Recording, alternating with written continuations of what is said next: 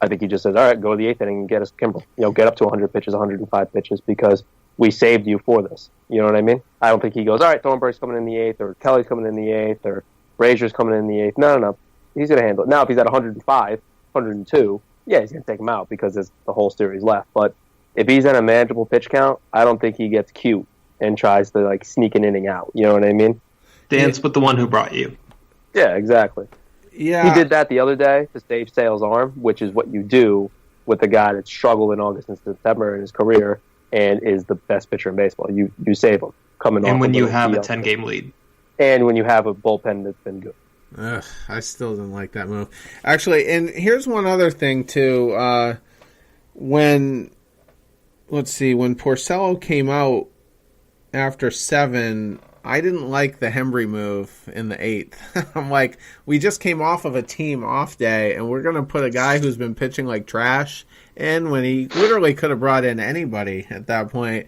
And I didn't bitch about it as it was happening because I didn't want to jinx anything or, spread any bad karma. And Hembree got out of the inning. He pitched fairly well. But when he came out, I was like, man, why did you go with that guy? Put Kelly in last night. I know he was so tonight. He got a little unlucky, but I just hated the Hembree move last night. I think that just goes back to Cora being that manager where if you fuck up, he goes back to you. And Hembree's been struggling recently, so he's just giving some faith in him, and I think it paid off. So I think it's just one of those things that he keeps going back to guys to show, hey, I got faith in you. It's all right. We need you here. And we got a game tomorrow, so come in, pitch well for us. And then Kelly came in tonight. So I think it's calculated, and I think it's meant to help motivate. Plus, Hembree has been good this year for the most part. So it's not like we threw in, a bod out there in the 8th, So on Cora, right, he just had a quote. He says, we try to win every game, don't get me wrong, but whenever we have a shot, we will. We're not going to be chasing W's either. We haven't done that the whole season, and we're in a good spot because of it. I don't like that pretty much sums it up perfect. Yeah. You don't? Well, chasing W's? Yeah, when we're already out of games. It's hard. Well, okay, I might have interpreted that the wrong way.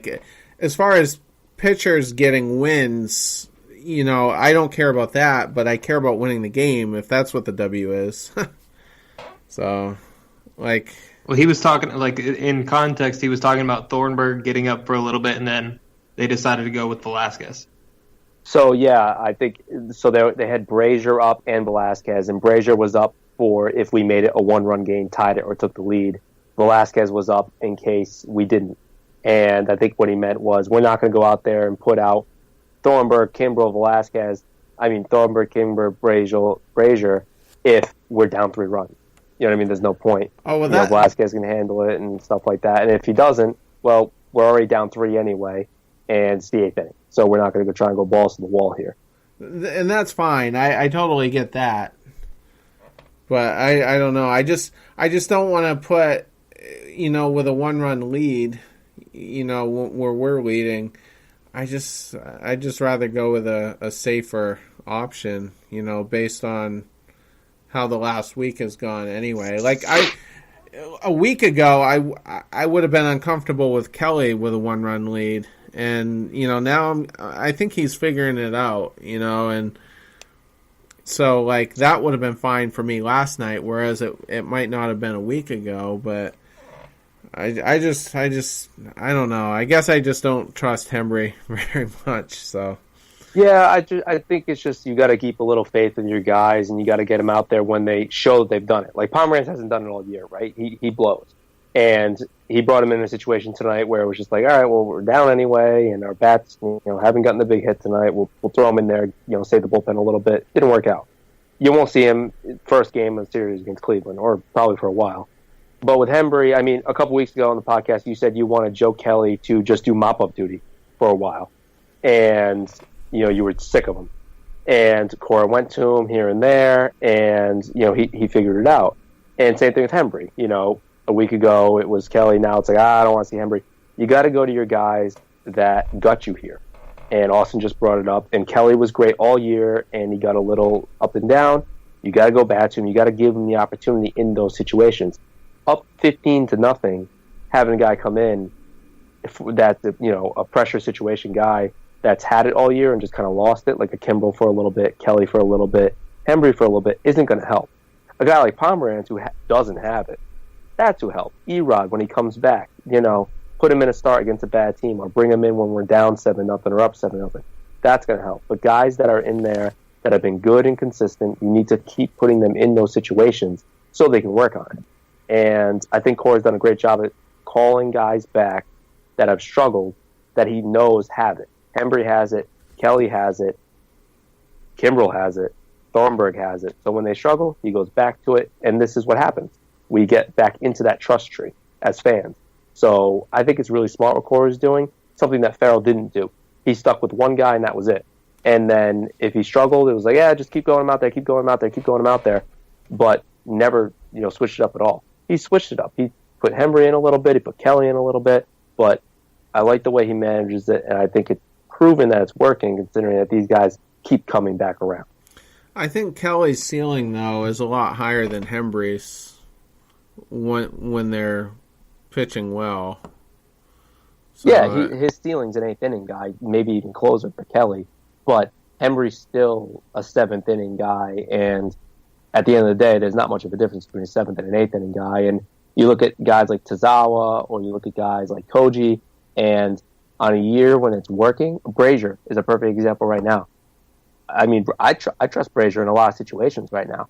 A year ago, a month ago, 2 years ago, you wouldn't. Next year, I might not. But right now, I do. And Hembry's been good for the most part this year, so I don't mind having him in there. He could be this, he is that. I don't care what he did in the past. I don't care what he can do in the future. If he can help me right now, I want him in there. And that's how Cora's kind of done it this year, I feel. I would have loved to have had Brazier in last night, and I wouldn't. Cora said today that he's going to start being used in more high-leverage situations, so I don't know if that means the eighth inning specifically, but I would definitely support that. And, I would take him over Heath Hembry, 100 times out of 100 right now. So, but I don't know. It's fine. I mean, like I said, he got away with it. But I got really uncomfortable, as he was coming to the mound. So, I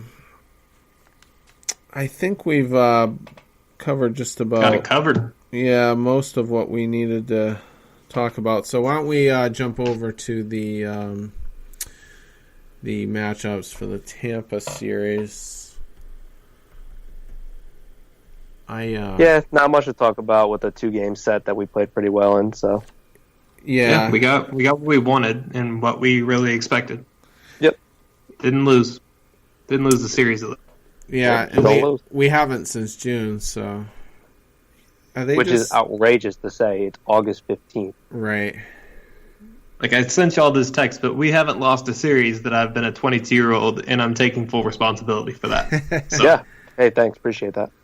Yes, sir. Okay, so I'm showing all TBAs for Tampa, and that makes perfect sense because they're using the opener philosophy. Because Kevin Cash. Yeah, so they're going to start every game with a reliever. Hard to do a preview like that. Exactly. Yep. It's almost impossible. Game 1 on Friday, Brian Johnson gets the start. I keep waiting for the floor to fall out on him, but he keeps pitching very well. So, but I think that's exactly what you have to do with him, right? You just hope for the best, but at some point the wheels are going to fall off and he's going to have a bad start. When he does, I'm not even going to be mad. He's been so good this year. Everybody has a stinker here and there, so I'm not going to be upset when that happens.